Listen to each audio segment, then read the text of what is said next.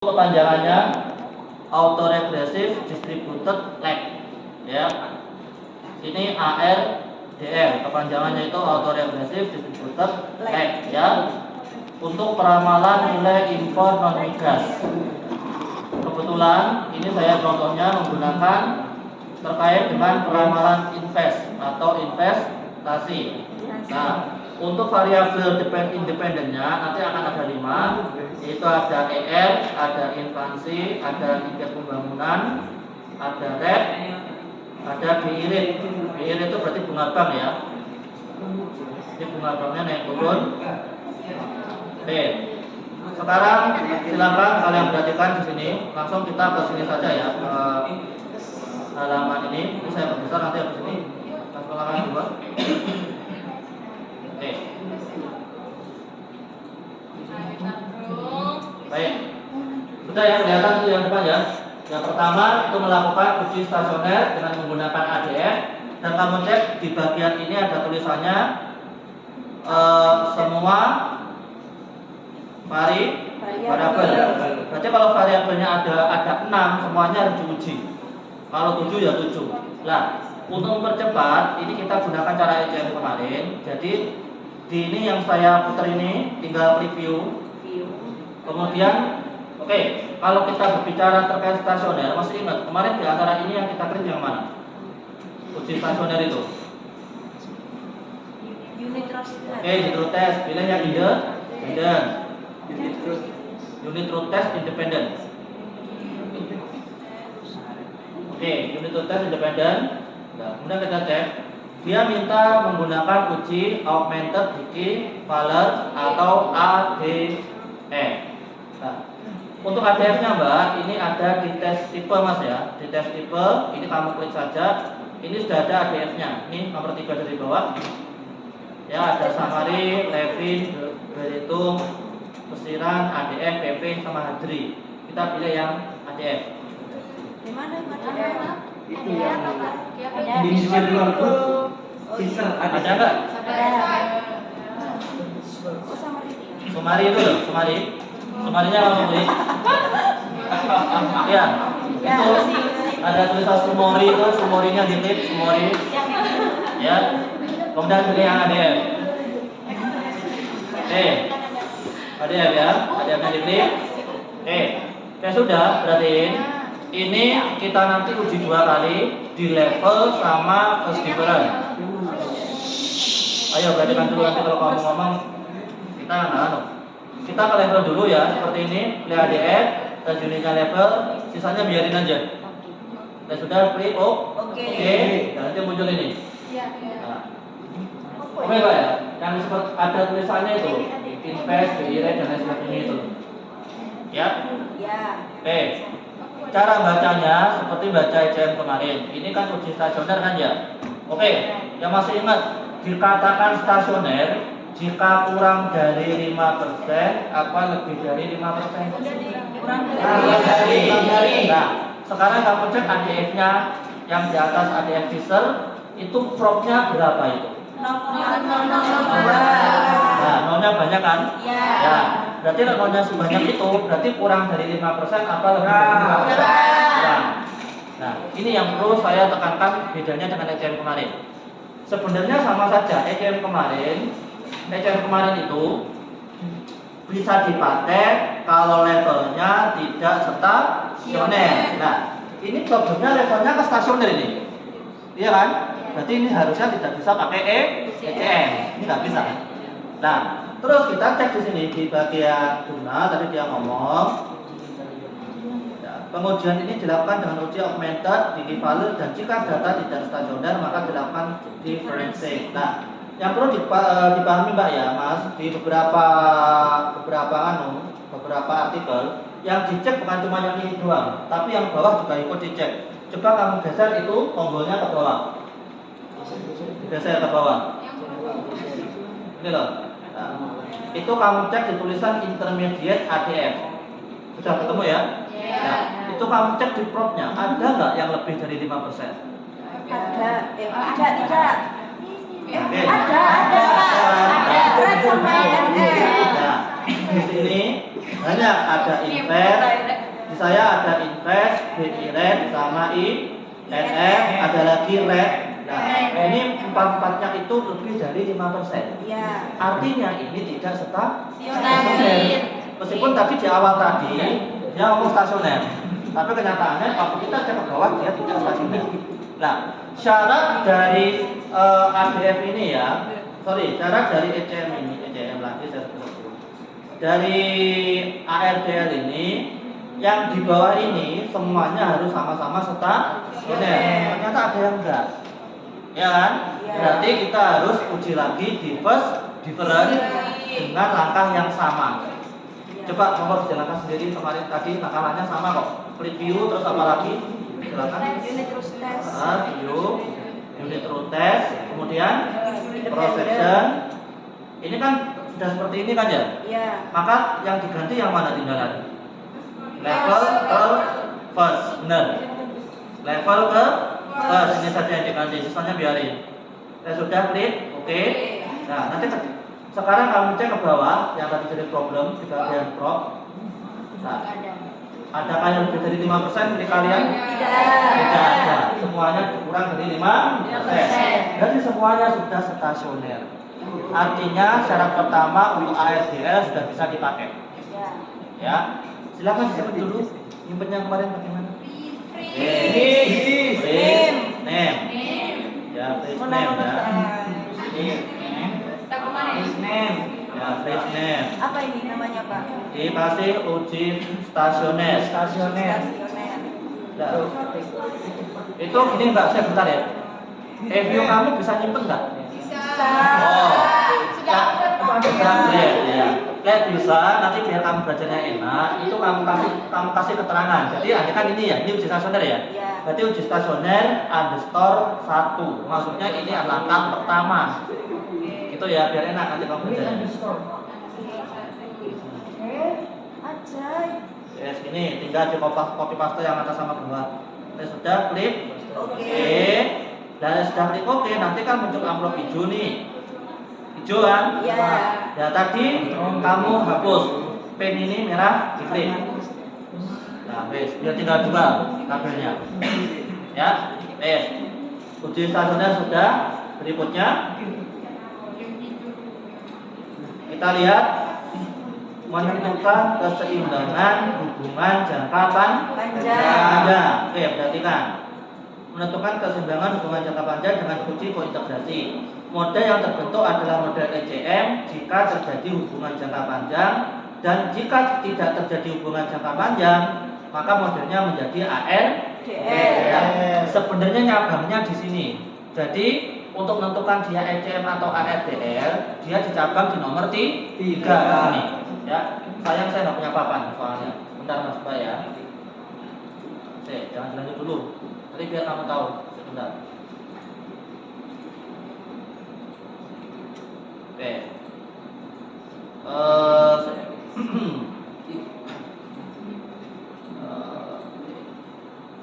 Oke ya. Uji stasioner. Ya, nggak usah kamu tulis nih, nggak apa-apa, nggak usah ditulis ya. Uji stasioner.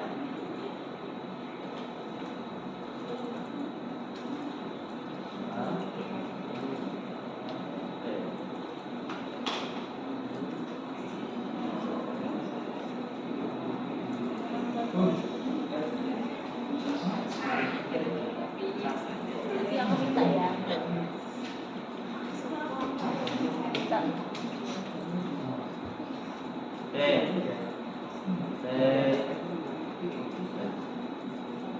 Mana ya? Gambar apa tuh? Ada.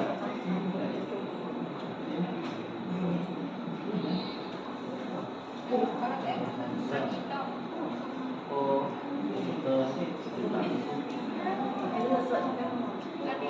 Menyampaikan isi hati. Daripada dipendam.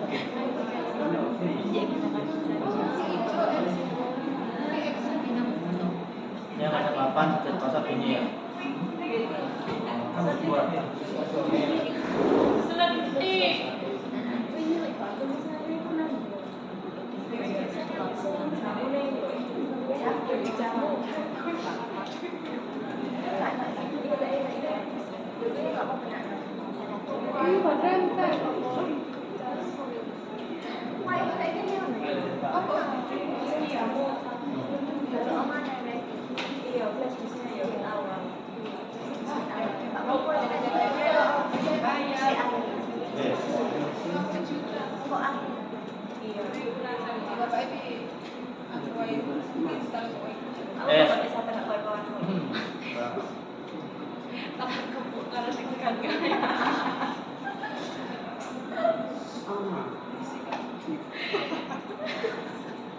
Ya. Oke, itu ya. Jadi berarti jadi untuk menentukan dia ICM atau ARDL itu syaratnya itu berarti kan. Jadi gini Mbak Mas, untuk langkah awal uji stasioner itu yang langkah pertama ini ya, baik ECM atau ARDL itu dia punya syarat yang sama. Syaratnya itu semua variabel harus stasioner pada tingkat yang sama. Ya, dan tidak boleh stasioner pada tingkat level. Tadi kan di level memang kelihatan stasioner tadi ya. Tapi ternyata untuk kita geser ke bawah ada yang tidak stasioner. Nah, itu makanya itu bisa dipakai ECM atau ARDL. Jadi sampai tahap yang saya print ini mau ECM ARDL bisa semua. Nah, nanti dia pisahnya di mana? Pisahnya ketika kita melakukan uji Johansen. Bukan Johnson ya, bukan Johnson, Johansen. Beda. Johnson mah merek beda. Ya, Johansen. Ya. Kalau nanti integrasinya ternyata iya ada, maka nanti kamu wajib pakai ECM kalau ada integrasi. Tapi kalau tidak ada integrasi baru bisa pakai ARDL seperti itu. Ya. Oke. Sekarang kita cek, benar nggak dia punya integrasi? Cara ceknya sesuai dengan namanya ya, Johansen. Oke. Klik view. Semuanya di view, tidak ada Johan namanya ya. Tidak ada namanya Johan di sini. Oke, view. Data kita mau uji kointegrasi kan ya? Maka kamu pilih tulisan kointegrasi, ada nggak? Ada. Kamu pilih itu Johansen. Kemudian pilih Johansen, ada ya? View kointegrasi Johansen, ketemu ya? Iya. Ya, ini kamu klik. Akan ada tampilan seperti ini. Tapi ini tiap view beda. Beda, ya. View 12 nggak seperti ini. Nah, tapi jangan khawatir, meskipun beda tampilannya, kita nggak perlu ngapa-ngapain karena tinggal klik OK saja. Oke, baik. Ya, tinggal klik OK saja. Beda tapi sama. Iya, kembar tapi beda. Maka ada buat oke. Ya tinggal di OK saja, nggak usah diapa-apain. Oke, Johansen kointegrasi. Nanti kamu akan ada tampilan mirip seperti ini ya tampilannya ya. Seperti ini. Nah, cara ngeceknya dia ada kointegrasi atau tidak, itu cukup cek tulisan Atmos.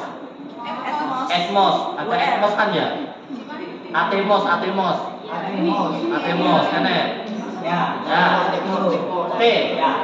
Atmos itu ciri itu kan ada yang ada itu Atmos itu ya Mbak Mas perhatiin. Atmos itu untuk ngecek dia kointegrasi atau tidak, itu kamu cek di prop-nya. Ada prop-nya kan? Ya, dia itu akan terkointegrasi jika kurang dari 5% dan tidak terkointegrasi jika lebih dari 5%. Ya, kamu lihat di Atmos-nya itu ada nggak yang lebih dari 5%?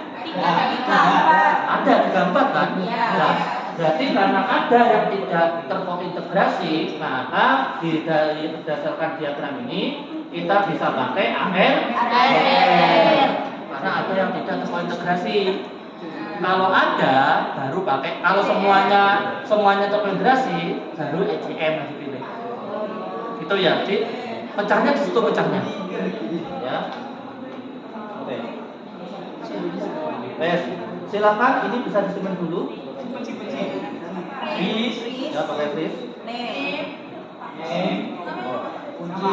Namanya ya sesuai dengan namanya barusan siapa? Uji Johan. Please, name dikasih nama Johansen.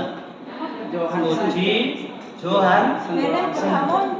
Suhi Johansen kointegrasi. Ini kita les Oh, sambung iki. integrasi. Uji Johansen kointegrasi ya. Jangan lupa dikasih nomor 2 ya, karena ini petilakan kedua.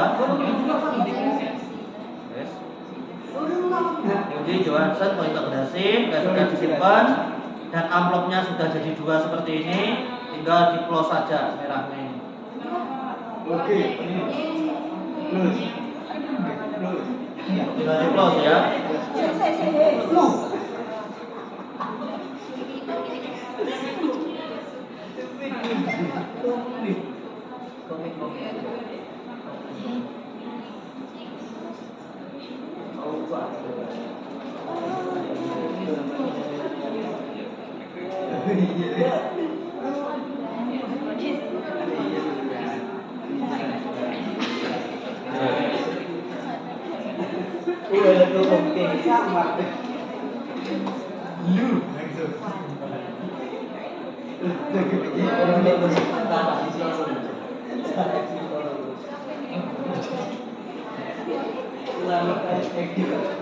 Ya. Saya sudah ngelogarin. Kita cek langkah berikutnya. Sekarang berikutnya tadi kan sudah kointegrasi kalau di jurnal ini kan langkah ketiga ya. Jurnal ini ya. Sekarang kita lanjut ke langkah berikutnya yaitu menentukan panjang leg optimum. Oke, perhatiin dulu. Untuk menentukan panjang leg optimum, kita tidak bisa langsung. Ada langkah yang di jurnal itu tidak ditulis. Apa itu? Nah, itu di file yang saya kasih itu kan ada wordnya satu ini kan ya? Ya. Ada ini kan, ada sebenarnya saya buka dulu. Nah ini ada word ini kan ya? Ini saya lengkapi dari jurnal tadi, saya lengkapi di sini semua. Nah, jadi setelah kita uji Johansen sebelum ke leg optimum kita harus melakukan pemodelan ARDL. Oke, caranya sama kok dengan yang ICM kemarin. Jadi sekarang tadi kan udah view. Nah, sekarang kita prok. Ada prok lah di situ. Proknya diklik. Nah, kemudian pilih make equation kayak biasanya. Prok, make equation, klik. Nanti kan muncul ini. Makanya cek mungkin seperti ini ya, mirip ya. Nah, bedanya untuk ini kan judulnya ARDL. Itu di bawah ada tulisan LS. Itu kamu klik dulu, diklik, cari tulisan ARDL. ARDL bos. Well. Oh itu. Ada. Nah, yang ini loh, nomor kalau di saya nomor 4 dari bawah. Iya, saya. Saya bentar jangan diklik dulu. Bukan diklik, Pak. Oh, apa ya, gini. Nanti saya bentar. Nanti akan muncul halaman seperti ini. Mungkin di 15 beda akan. Iya, beda. Ya. Nah, nggak perlu khawatir meskipun beda. Jadi gini Mbak Mas, perhatikan ya semuanya. Kok bisa beda tampilannya? Alasannya cuma satu. Jadi di FU 13 ini ada fitur tambahan namanya NARDL. Kalau kita kan belajarnya ARDL. Di FU 13 itu dikasih tambahan, ini ARDL model lain namanya NARDL. N-nya itu kepanjangan dari non-linear. Nah, kenapa kok di FU 13 ini muncul jadi gini? Itu ada ceritanya. Ini saya cerita sebentar, berarti kamu nggak salah pilih metodenya ya. Jadi sekarang kalau mbak-mbaknya ini mau ngajuin jurnal Sinta 2, Wow. ya sebentar, bisa jadi Sinta 3 juga kena nanti. Nah, kalau mbak-mbaknya pakai atau mas-masnya pakai ARDL itu pasti akan ditolak. Karena minimal mintanya pasti NARDL. Gitu ya. Nah, kalau Sinta 3 mungkin masih bisa diselamatkan mungkin. Kalau Sinta 2 udah nggak bisa ARDL itu pasti ditolak. Ya, kalau ambil ARDL. Bedanya linear sama non-linear. Nah, linear itu berarti kalau kita gambarkan itu kan garis lurus. Linear ya. Nah, non-linear itu artinya tidak garis lurus. Bisa melengkung kayak U, kayak N, atau mungkin kayak huruf S gambarnya. Bedanya di sana. Tentu lebih sulit cara pekerjaannya. Ya, itu hanya ditulis aja untuk pengetahuan tambahan. Nah, sekarang kalian konsen di bagian option aja. Ada option kan ya? Option diklik. Kalau ini pasti sama. Ya. Sama kan? Nah, bentar, ini saya jelaskan sebentar terkait option ini, Mbak Mas, semoga berarti. Ini di makalah di Word tadi tidak ada penjelasannya ya, karena memang ini harus saya jelaskan sendiri agak panjang. Sebenarnya nggak panjang. Ini kan di coefficient ini ada tulisan ordinary ya. Ya, coba kamu klik. Oh, maaf ya. Oke. Belum. Enggak, coba diklik dulu. Saya di ordinary ini itu ada 3, ada ordinary, wet, sama newes atau NW atau di sini pakai HAC ya kepanjangannya ya. Nah, saya jelaskan dulu Mbak. Di ECM kemarin itu kan ada uji normalitas, ada uji asumsi klasik ya kemarin ya. Ada normalitas, multi, autokorelasi, sama heteroinstansitas. Ada 4 kemarin. Nah, bedanya apakah dengan yang ini? Jadi gini Mbak Mas. Kalau kita pilih ordinary, maka semuanya nanti harus kita lakuin dari normalitas sampai heterogenesitas. Jadi ada 4 uji harus dilakuin semua. Kalau kita pilih wet, maka yang autokorelasi tidak perlu dilakuin. Jadi tinggal di 3. Kalau kita pilih yang paling bawah, HC, ya, itu cukup lakuin 2 saja, yaitu normalitas sama multi kolonialitas. Sisanya nggak perlu dilakuin. Paham maksud saya ya? Jadi ini adalah semacam jalan pintas kalau nanti kalian pengen buru-buru atau semacamnya. Cuman sebentar, ada S dan K-nya, syarat dan ketentuan. Secara etika itu tidak boleh dipakai kalau belum melalui uji 4-4-nya. Baru nanti kalau ada yang bermasalah baru boleh dipakai. Nah, seperti itu ya. Ini secara etika Mbak Mas. Kalau ngomongkan etika pasti kan ada aturan. Ya, seperti itu. Nah, ini saya akan pakai cara yang biasa aja. Nanti saya pakai ordinary ya.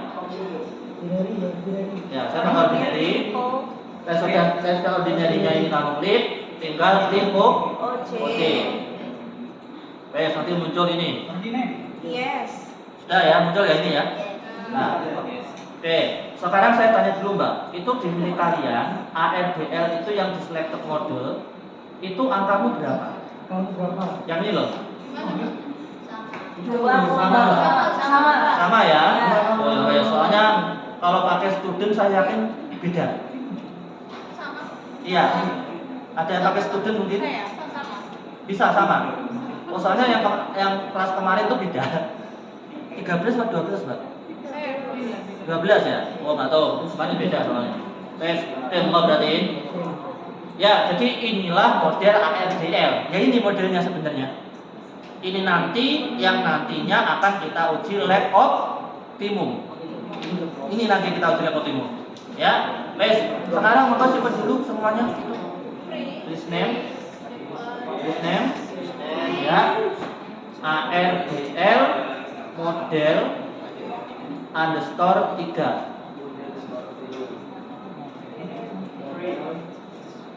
ARDL model underscore 3.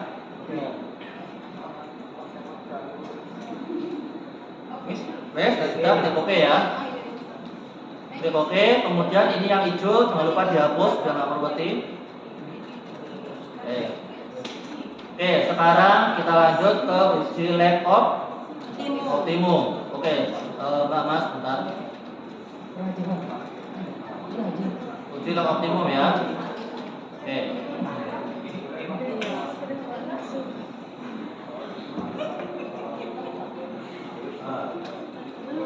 Oke, uji lab optimumnya gini berarti ya. Tinggal kalian klik view.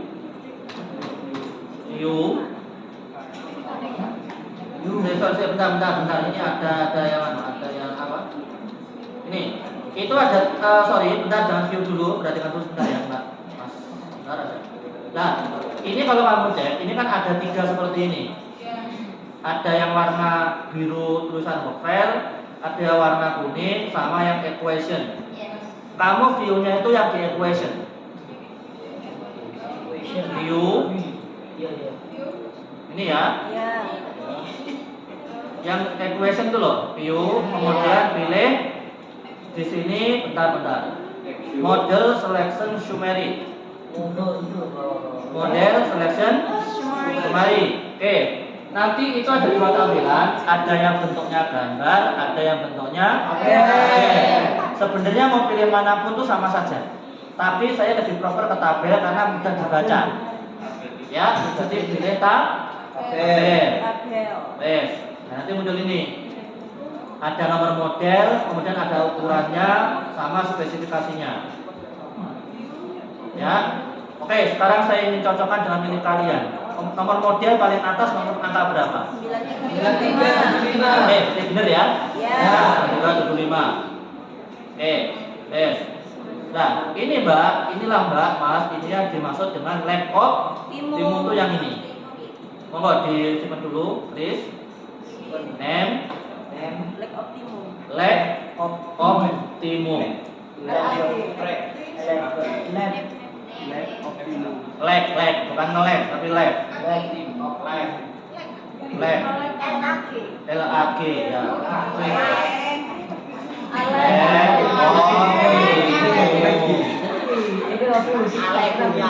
Bukan Alek ya, lag. Ya sudah, klik underscore 4 gitu ya.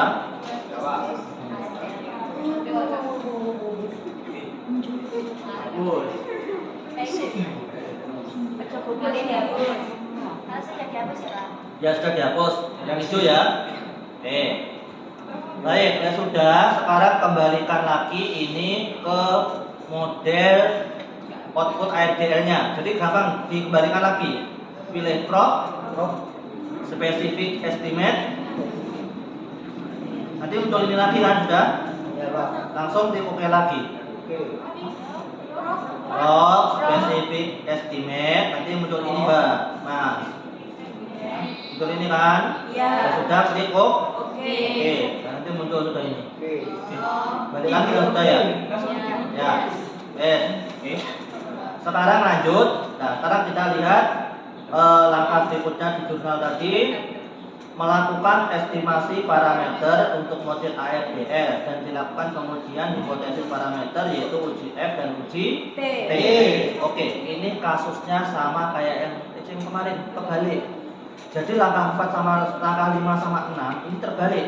Harus dilakukan uji asumsi klasik terlebih dahulu. Takutnya nanti kalau kita langsung uji T sama F, ternyata ada yang tidak lolos asumsi klasiknya. Kan nanti uji T lagi akhirnya.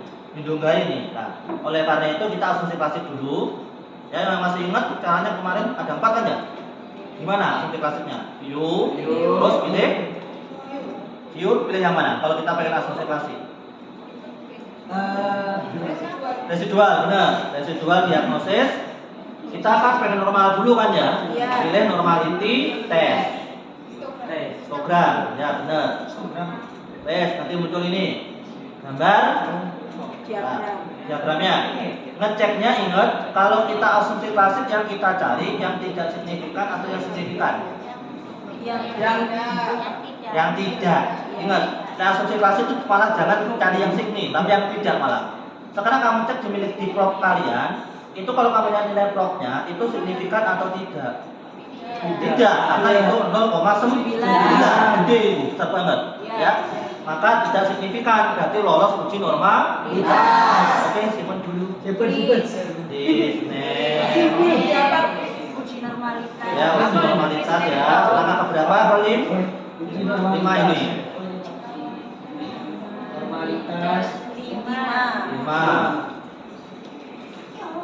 Oke. Ini ya. Oke. Sudah kan? Nah, sekarang kita lanjut. Hilangin dulu ini. Nah, sekarang kita lanjut lagi, balik ke view lagi. Tetap kemana? Residual.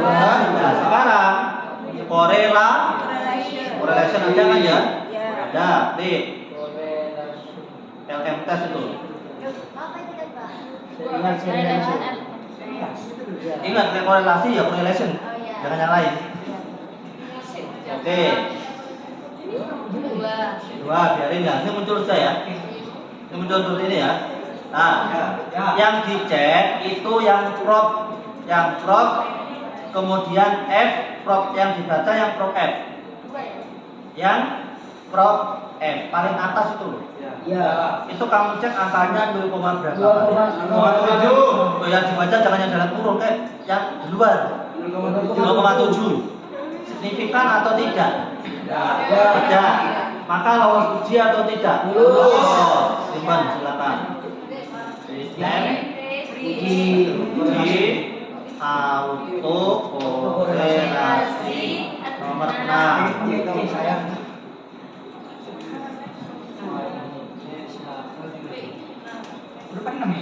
Ya, nomor 6, karena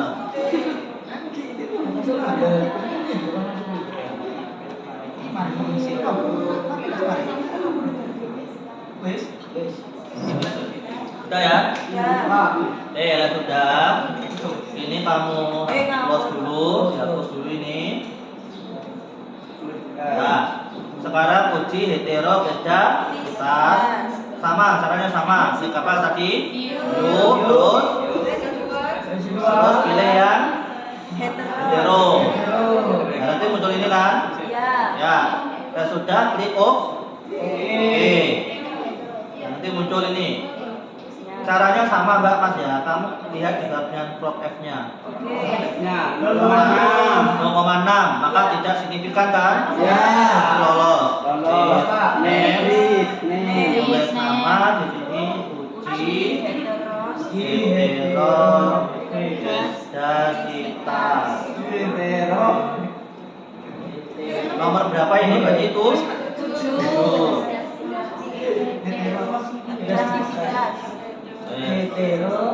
Intensitas.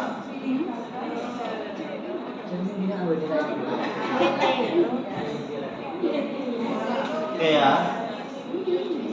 Ini kita close ya sudah. Close. Ya. Ya 13 biasa aja.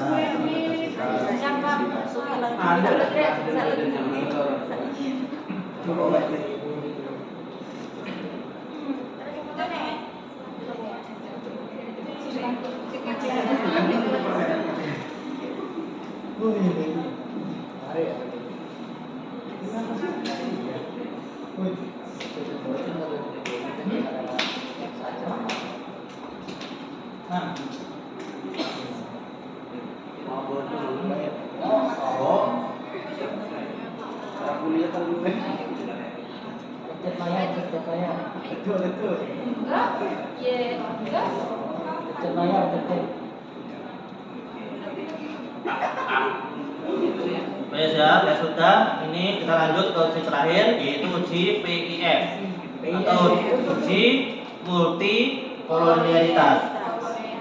Nah ini agak beda. Kalau PIF itu ada di koefisien diagnosis. Baik ya. Pilih VIF. Ada nggak VIF di situ? Ada. Pilih ya, titik. Ada. Ya, VIF. Klik.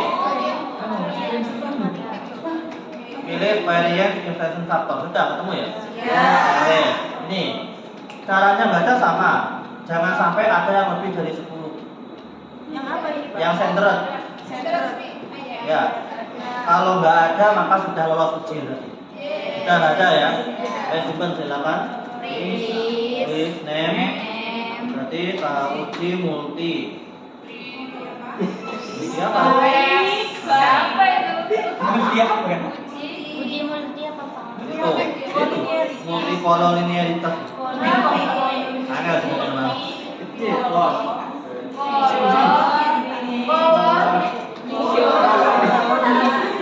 Mak kolor kalau seperti ini. Uji koloni Delapan nggak sih? Ya 8 benar 8. Uji kolor.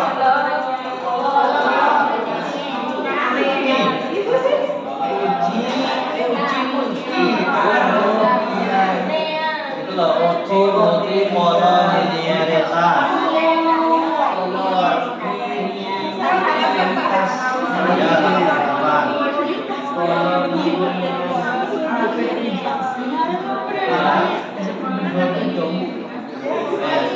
Ya sudah, klik oke. Ya, saya close. Ya. Berikutnya silakan perhatiin.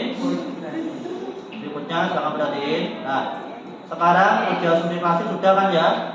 Nah, sekarang selanjutnya itu adalah kita lakuin yang namanya uji hipotesis parameter di angka 5 ini. Jadi gini Mbak Mas, untuk uji hipotesis parameter itu sebenarnya jurnal itu melewatkan satu uji lagi yang tidak disebutin, namanya bound test. Bound test ya. Bound test itu di jurnal nggak sebutin, tapi itu ada. Jadi bound test itu dilakuin setelah itu tadi, setelah kita uji asumsi klasik sebenarnya. Jadi sekarang kita bound testnya dulu. Nah, bound testnya itu FU itu beda-beda. Cuman kalau di FU 12 itu ada di sini. Perhatikan dulu ya. View koefisien diagnosis. Coba kamu duluan. View koefisien diagnosis. Cari tulisan bound test. Bound tulisannya. Enggak ada. Cari tulisan Oh, ada. Hologram. Ada kan? Hologram and bound test tulisannya. Nah, itu kamu klik. Ada yang 13. Kalau sheet yang 12 dulu. Seta. Yang 11 ada. Yang 12 dulu ya. Ada. Bound test. Enggak ada. Ada. Ada mereka. Kamu kedua kali. Dia depannya belum, belakangnya belum. Sabar, mari desa. Itu ada lognya kan? Nah, itu ya. Sekarang yang 13. Yang 13 yaitu di view. Kemudian pilih ARDL diagnosis. Pilih bound test. Lebih simpel nih carinya. Ya. ARDL diagnosis bound test. Oke, sekarang saya jelaskan dulu. Mesti ini error nih yang saya jelaskan.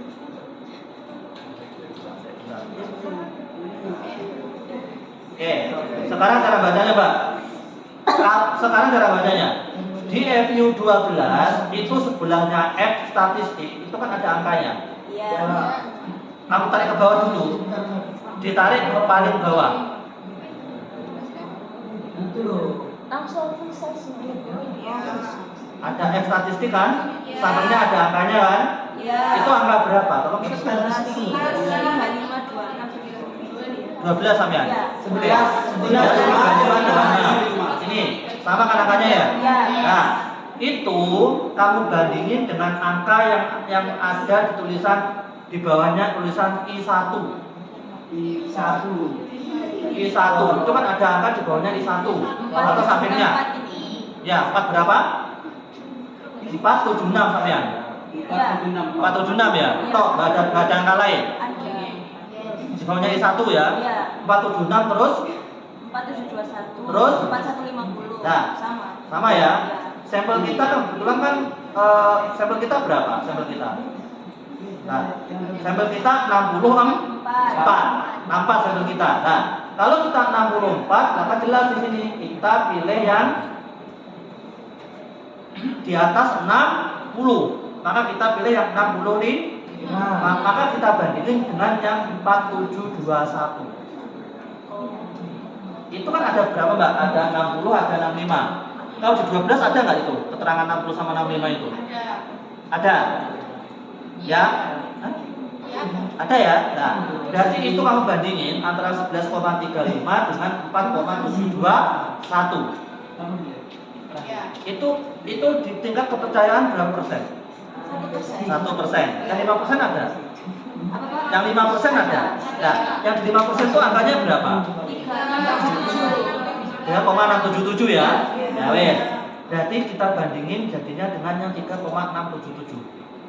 Kenapa kok seperti itu? Karena dari awal kita itu sudah pakai standar 5% dari awal, bukan 1%. Ya, nah berarti kita bandingin. Nah, sekarang besar mana? Besar 11 atau 3,6? 11. Kalau boundnya lebih besar yang F statistik, maka lolos bound test. Bandinginnya gitu. Ya, kita bandingin adalah bound testnya sama yang angka I1-nya itu. Kalau sudah bisa bontes statistiknya, maka ya sudah, maka kamu tuh lolos uji bontesnya. Loh Pak, andai kan bontesnya nggak lolos, bagaimana Pak? Ya balik ke langkah 1. Kembali ke langkah 1, ditransformasi datanya, diubah yang data biasa jadi len atau log kayak ECM kemarin. Oh, yang di Excel-nya itu. Iya bener, diulang lagi, dirun lagi dari awal. Ya, tapi tetap tergantung mazhab. Mazhab mana yang kamu pakai? Syafi'i. Ya. Itu kan mazhab agama, Mbak. Maksud saya, pakai mazhab jurnal ini, pakai mazhab jurnal Undip, itu nggak dipakai bontes itu, nggak ada.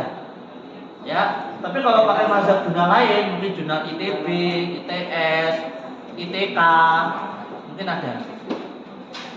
Ya, ada, Pak. Hah? Jangan nanti saya adain, apa? Siap, Pak. Wes gitu ya, silakan di-share dulu Mbak, Fris. Nem. Apa sih polisi itu hadirkan? Salah. Kontes. Di kontes ya. Berarti ini langkah berapa? Pesen 9 ya. Uji kontes. Ini uji pesan 9.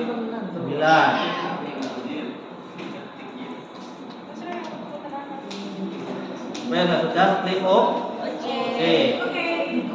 Dihapus ya, pause ya. Iya. Ya, wes. Sekarang berarti Kak Mas yang terakhir, kontes sudah kan ya. Nah, sekarang ini yang kita untuk uji atau pemodelan ARDL jangka pendek sama panjangnya. Nah, ini beda. Yang di FU 12 dan 13 itu bedanya agak jauh. Ya, saya akan tunjukkan saja dulu yang di FU 12 dulu. Bentar ya. Betek hilang. Yes. Saya akan tunjukkan dulu yang di FU 12. Bentar ya. Dompet gua. Coba aja. Ini saya tunjukkan yang 12 dulu ya. Bentar. NF.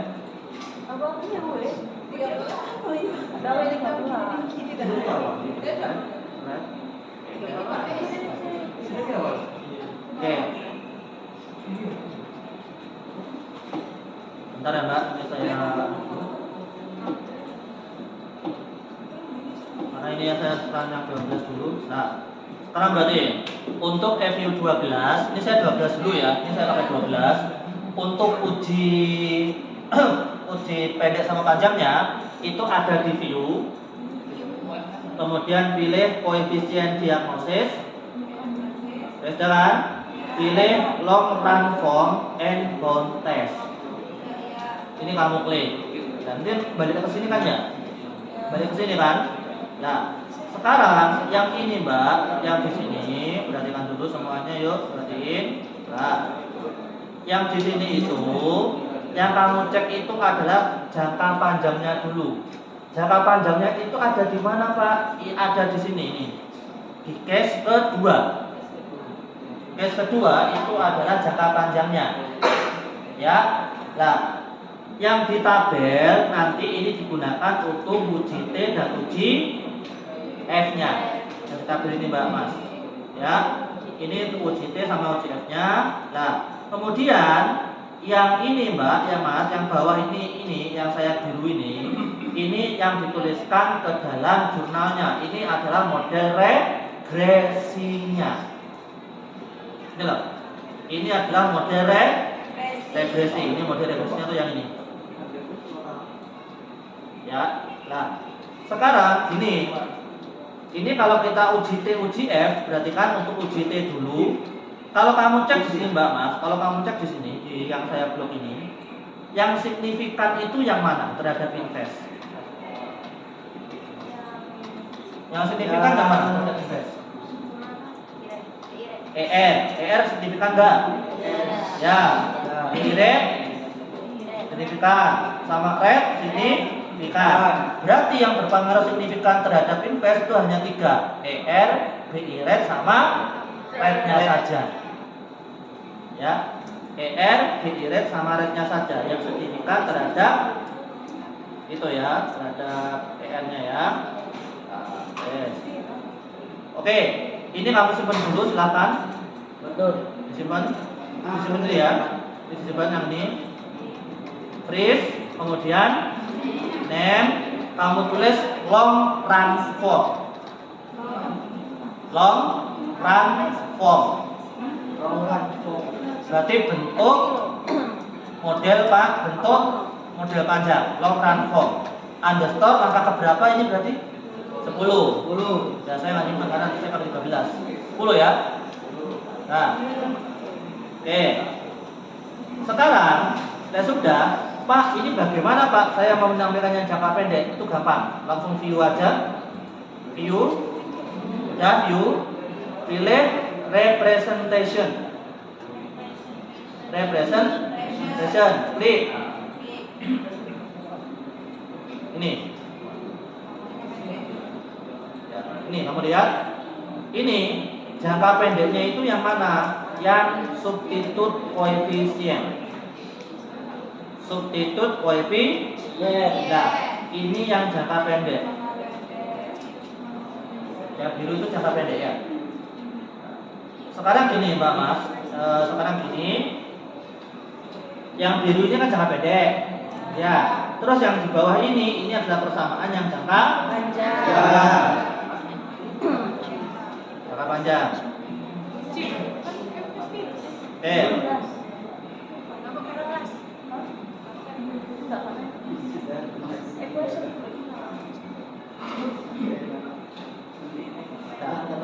Terus gini, Mbak Mas, perhatiin ya.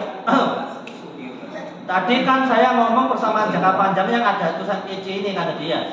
Nah, sebenarnya mau pakai yang manapun itu sama saja. Cuman kalau perhatiin ini ya. Cuman di sini yang perlu kalian pahami di sini itu yang penting itu bukan persamaannya, tapi uji T dan uji F-nya.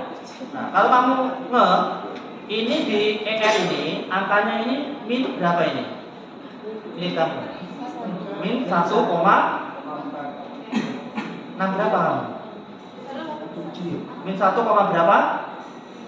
6,09. Yang ER ya,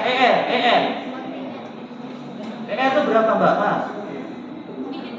67 kan? 67 lah. Sekarang kamu bandingin dengan yang tabel hijau ini, sama nggak ER-nya koefisiennya? Sama. Nah, yang penting itu sama, itu artinya itu dia adalah jangka panjangnya. Sama nggak sudah kan ya? Berarti persamaannya pakai yang di sini, yang di representation. Nanti tabelnya pakai yang di long run form tadi. Tabelnya pakai ini tabelnya.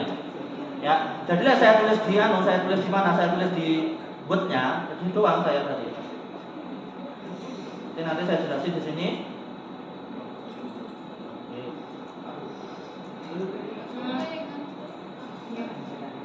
Oh, nggak bisa ya? Harus di menu biasa tuh ya. Di set table to disk. Ya kayak kemarin itu loh, save image atau terserah kamu mau yang mana ya. Ya kan seperti ini nih.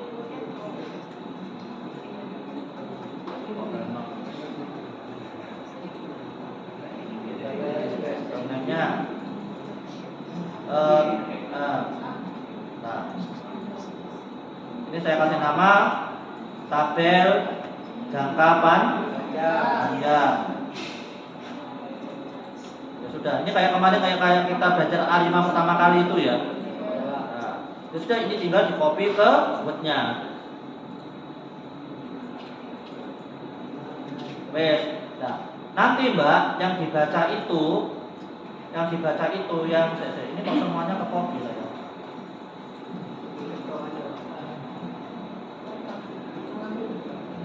Yang dibaca itu yang kedua. Ya, seharusnya itu bisa disebut dalam bentuk tabel, Pak. Tapi nanti saya nusul ya di pertemuan berikutnya saja. Ini agak lupa saya caranya. Yang jelas nanti yang dibaca itu adalah yang di tabel kedua ini untuk uji T dan uji F-nya ya. Ya, untuk jangka panjang. Untuk jangka pendek, nah, ini jangka pendeknya kan ini 0,37 inverse min 1 inverse min min 2. Nah, ini kamu nyadar ini adalah ARDL yang tadi kamu simpen, yang tulisannya itu di hijau-hijau ini ya. Di hijau-hijau ini ARDL model. Coba kamu klik ARDL model hijau seperti ini, Mbak. Kamu cek. Ini invest ya. Langkah ketiga. Tadi langkah ketiga tadi loh. Ingat langkah ketiga tadi. Ya. Langkah ketiga tadi kamu cek. Invest min 1 itu angka koefisiennya berapa? 0,33. Ya. Nah, kita cek di FU 12 di sini. Ini ya. Ini angka berapa ini? 33 juga. Sama nggak berarti dengan yang tadi? Sama. Berarti modelnya pakai ini, tabelnya pakai langkah ketiga. Seperti itu. Ya. Oke ya, itu yang 12 gitu toh. Sama. Jadi yang 12 itu di langkah terakhir itu long run form itu adalah yang jangka panjang. Sedangkan yang jangka pendeknya itu sebenarnya sudah kamu lakuin di langkah ketiga tadi sebenarnya. Langkah terakhir itu hanya untuk membentuk persamaannya saja. Kalau adik-adik sama pengujinya diminta. Kadang diminta, kadang enggak soalnya. Ya baca-baca tok. Nah, sekarang yang 13, berarti yang 13. Yang 13, monggo perhatikan yang 13. Silakan. Monggo, berarti Mbak Mas. Pilih view,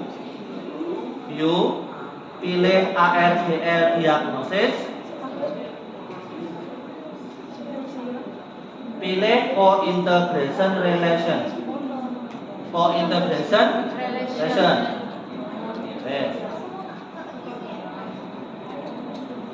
Kalau equation yang bilang itu gimana ya, Pak?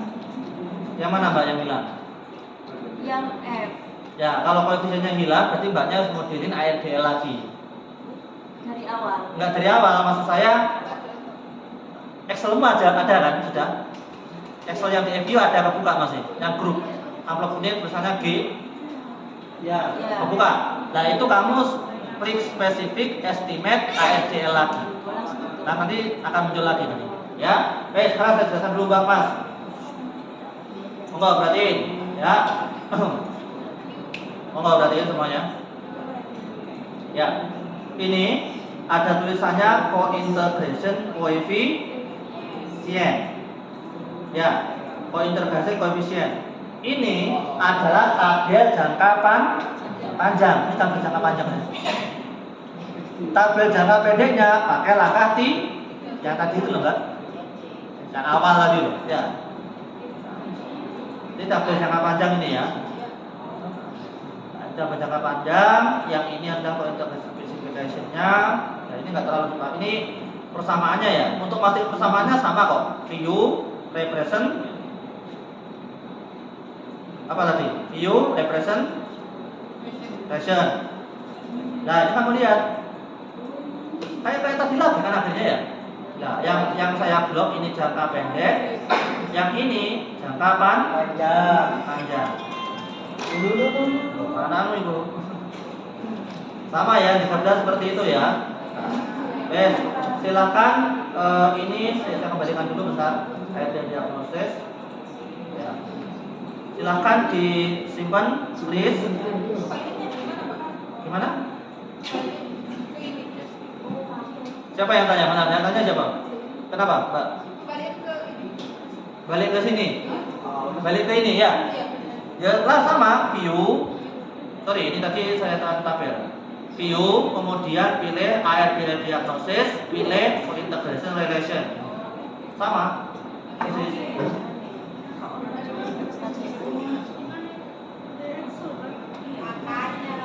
Ya, sorry. Jadi saya nanti dulu ya.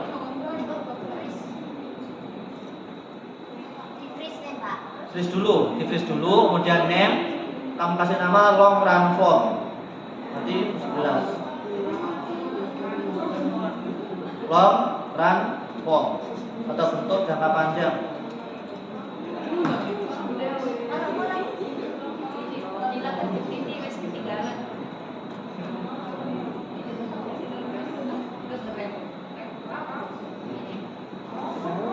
Sudah ya itu ya. Sudah, mau perhatiin. Ini jangan lupa hijau-hijaunya dihapus. Oke. long run form. Long run form. 11. Form. RRF. Oke. Baik, sekarang perhatiin terakhir. Sebenarnya ini udah terakhir Mbak Mas, mau berarti. Ini sebenarnya udah terakhir, uji T sama uji F-nya sudah. Nah, sekarang ini yang ingin saya jelaskan di sini, bentar ya. Ini ada lagi tambahan satu. Cuma ini juga opsional lagi. Kadang diminta, kadang juga tidak diminta. Nggak selalu diminta problemnya itu. Nah, jangan selalu diminta.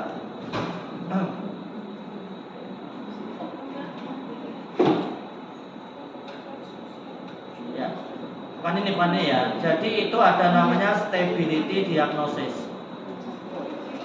Stability diagnosis. Coba kamu cek. Ada nggak di FU 12? Ada. Pilih yang recursive estimation. Pak, itu apa, Pak? Yang mana? Ya, ini. Ini. Iya. Ini nggak buat apa-apa. Ini biasanya digunakan kalau kamu pakai metode gabungan.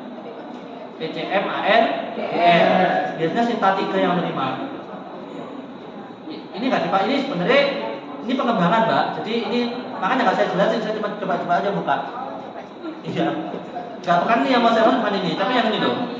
Yang view, kemudian stability, pilih recursive estimate. Nah, itu kamu pilih yang kusum.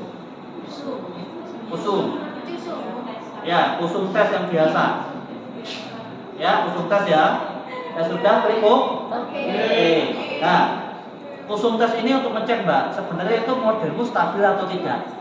Nah, ngecek stabil atau tidak itu gampang aja. Garis biru itu jangan sampai keluar dari garis merah yang ngabang itu. Ya Pak. Ini kan ada garis kayak warna oranye ini ya. Ya. Nah, jangan sampai biru-birunya itu keluar. Kalau dia tidak keluar, maka stabil. Nah, stabil itu berarti hasilnya valid, bagus. Gitu ya. Monggo disimpan.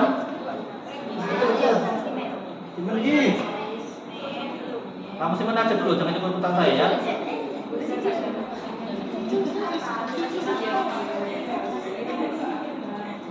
Simpan dulu ya. Simpan dulu, jangan ikut-ikutan saya.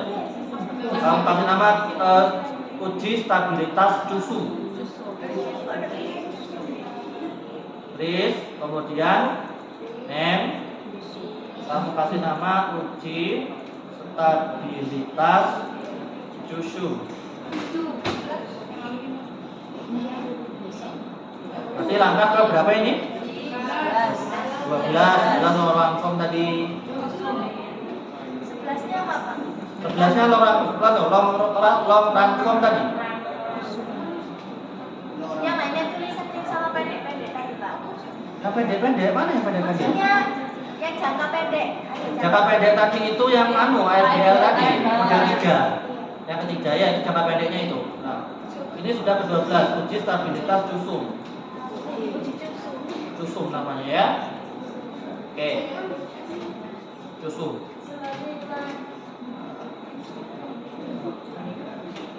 Oke, ya sudah di-pause sini ya. Ya, Pak. Ya, oke. Sebentar nih jangan diam dulu.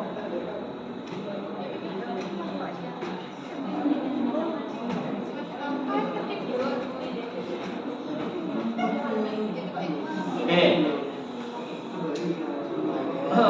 Terus ini Mbak, ini yang paling terakhir. Sebentar, ini sudah terakhir sih. Nggak perlu ini aja. Bentar ya. Saya mau nyoba sesuatu ya.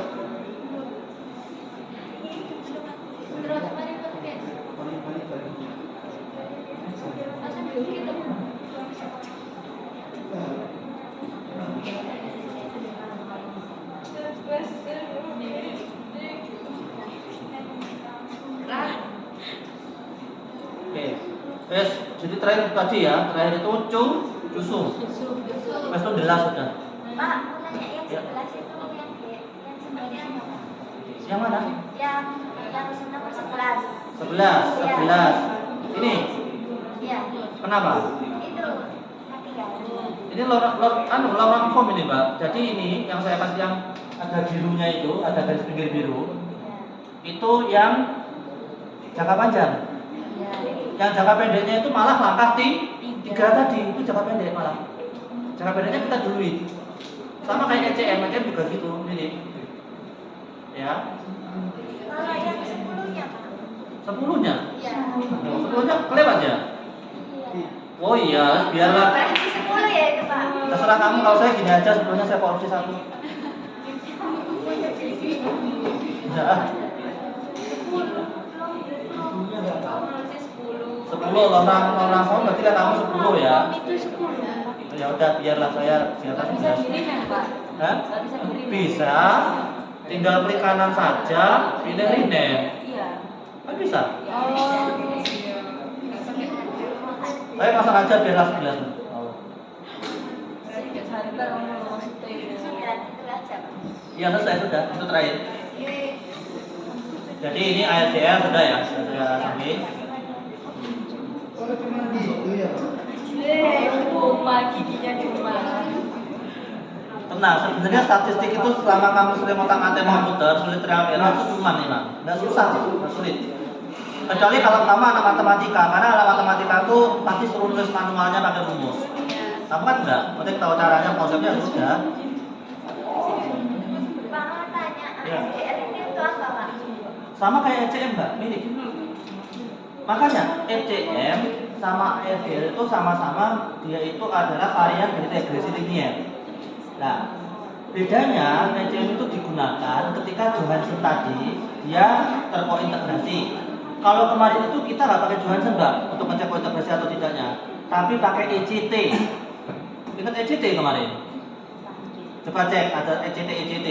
Nah, ECT. Kemarin kita pakai ECT itu. Nah, kalau dia terkointegrasi maka pakai ECM. Tapi tidak baru pakai ARDL. Jadi ya kalau secara apa namanya? Secara struktur kalau dilanjutkan level ya, andaikan level ternyata dia sudah stasioner. Dan waktu kita cek variabelnya di bawah stasioner semua, maka itu solusinya hanya bisa pakai regresi biasa, regresi linier. Tapi kalau andaikan dia stasioner, tapi ternyata waktu kita cek ke bawah ada yang nggak stasioner, maka nanti kita dikasih dua pilihan, ARDL atau ECM. Nah, setelah kita uji terus kan sudah, nanti kita lakukan uji Johansen. Ketika Johansennya itu dia tuh stasioner, ya alias dalam tanda kutip kointegrasi Johansennya itu, maka ECM. Kalau tidak baru ARDL. Jadi ada alurnya. Kita nggak bisa sembarangan pakai metode. Takutnya pas nggak cocok. Oleh karena itu, penelitian kuantitatif modelan kayak gini, yang biasanya terjadi itu adalah cari datanya dulu. Data udah dapat, baru dites, baru kerjakan bab 1. Iya, seperti itu, Mbak. Terbalik, Bang. Jadi kalau kerjakan skripsi, tesis atau semacam itu yang sebenarnya ya, kuantitatif, itu ada kerjakan dulu bab 3-nya malah. Bab 3-nya dulu, baru bab 4 yang analisis, baru bab 1-nya dikerjain. Kalau kamu bab 1 dulu dan ternyata bab 3-nya nggak cocok, ya kamu banyak dari awal jadinya. Buang waktu. Gitu ya, itu cuma trik aja. Tapi tetap tergantung pembimbingnya kamu nanti bagaimana. Saya seperti itu, biar cepet. Cara ngakalin. Maksud saya itu fungsinya ARDL itu untuk mengetahui apa, Pak? Sama kayak regresi. Jadi sama kayak regresi. Digunakan untuk mengetahui hubungan jangka panjang sama jangka pendek. Sama. ECM juga. ECM juga. ECM itu tadi kan hanya ECM itu sebenarnya itu dia itu ya masih satu saudara dengan ARDL, hanya beda jalan saja. Beda jalannya di sini tuh loh, Mbak, Mas, ini loh. Di mana tadi? Di mana ya? Ini ya saya. Ini ya kayaknya. Oh, udah saya hapus ini tadi. Bentar.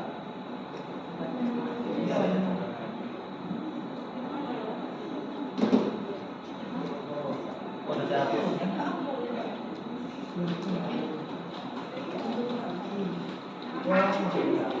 Beda jalannya tadi itu loh, diuji Johansennya ya.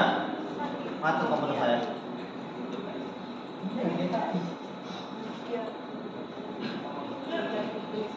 Ini loh. Jadi dia itu mecahnya di sini loh. Ini mecahnya di langkah itu. Jadi dia itu di langkah itu Kalau dia itu terkointegrasi, maka dia harus menggunakan ECM. Tapi kalau tidak, baru boleh pakai ARDL. Pecahnya jadi pecahnya. Ya, sama, hanya beda jalan. Gitu ya. Jadi harapan saya besok akan kamu ambil kuantitatif. Cara ngerjakannya biar kamu nggak mindongga ini, mending bab 3-nya dulu kerjain. Ya tentu kalau atas tujuan membimbing tentunya ya, biar enak kan. Uji ini berarti dari stasioner ya Pak? Tetap pokoknya ya Mbak, Mas, kalau kita ngomong ramalan bisnis untuk yang tugas jurnal itu ya pilihan itu, semuanya akan diawali dengan uji yang sama, yaitu uji stasioner. Mau dia ARIMA, mau dia ECM, terus ARDL sama eksponensial itu sama semua, pakai stasioner semua. Ya, tempat-tempatnya sama. Oke? Ya, ada pertanyaan lagi? Oke, nggak ada. Ya sudah, alhamdulillah. Nanti kuliah kita siang hari ini selesai, pas jam 12 tempat saya.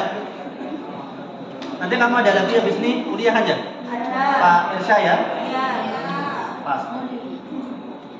Desain tadi Pak. Gimana? Desain. Hah? Yang saya